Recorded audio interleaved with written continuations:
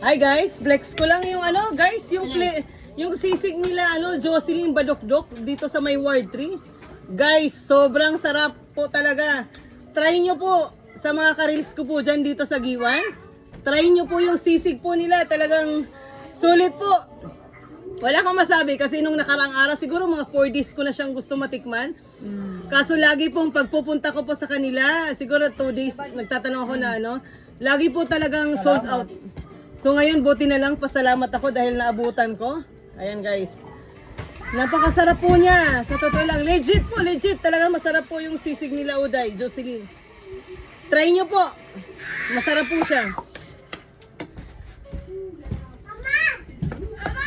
Grabe, nakakawala sa hangover yung sabaw talaga pag nakakainom ka ng mainit.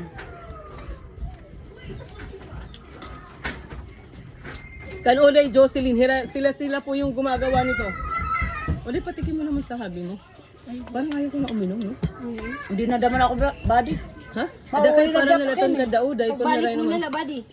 Sa titirahon ta. Oh, itabi mo na lang yan kung baka sakaling babalik pa ito si Salvi, ada. From the bottom of my heart. Guys, ito yung si Salvi, kakarating lang galing sa Manila. From the bottom of my heart, Salvi, thank you so much. At saka adi nga ako sa ngamadi. Thank you. Adi Kuan, ni Shirley. Si Shirley po yan, Shirley Lanzadiras, nasa Oxy po yan. Siguro yung iba dyan nakakakilala sa kanya. So thank you so much po sa kanila, sa aking mga kababata. Talagang salamat po talaga sa inyo. Hindi ko may paliwanag yung aking kasiyahan po ngayong araw talaga. Sa aking nararamdaman. Sa aking nararamdaman. Ako, Diyos ko. Talagang masaya lang po talaga ko ngayon. Yung isa po naming kababata ay umuwi na dahil nga maya-maya tumatawag yung kanyang hobby. So, kailangan po natin intindihin yun, mga ganyang bagay.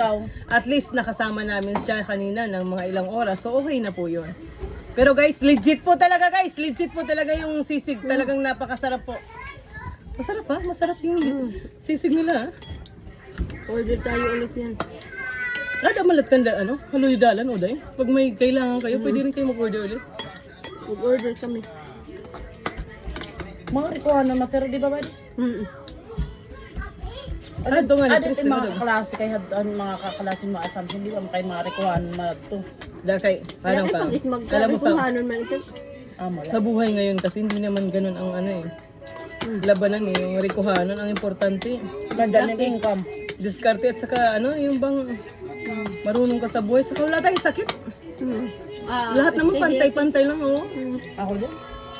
Ganyan lang talaga. Ako din, di ako mahilig mag-anong tao. Oo. Alam mo, may natapos ka wala. Basta Marunong madiskarte ka. Pero lasing talaga. Marunong makisama. Marunong ka makisama at saka madiskarte ka sa buhay. Maano na lang yung blessing. Alam mo na yan. Alam mo Yung na yan. blessing, sumusunod na lang yan. Oo. Pero talaga, believe ako, may mga kakilala ako na akala mo dati sa totoo lang ako ang nag-uutos sa kanila dahil nga, siyempre, katrabaho ko. Mga painante driver. Ako lagi taga-utos. Pero ngayon, pagka may mga kailangan sila, may bibilihin akong ganito, paggawa ng ganito, paggawa. Parang bumaliktad na. Pero okay lang yan kasi diskarte lang. Ganyan lang. Sa buhay ng tao, alam mo, hindi kailangan may natapos ka. Talagang minsan ang iba, kahit walang natapos, kung madiskarte po kayo, Determination. mayroon kang kinabukasan. Talaga. Determination lang talaga. Patient. Oo, talaga. Wala, hindi mo maano. Mas mayaman pa nga sa atin yung mga walang pinag-aralan, sa totoo lang. True. Oo, ito ulit. Talaga. Oo, ito kayo maaram ka. Ano wala man daw?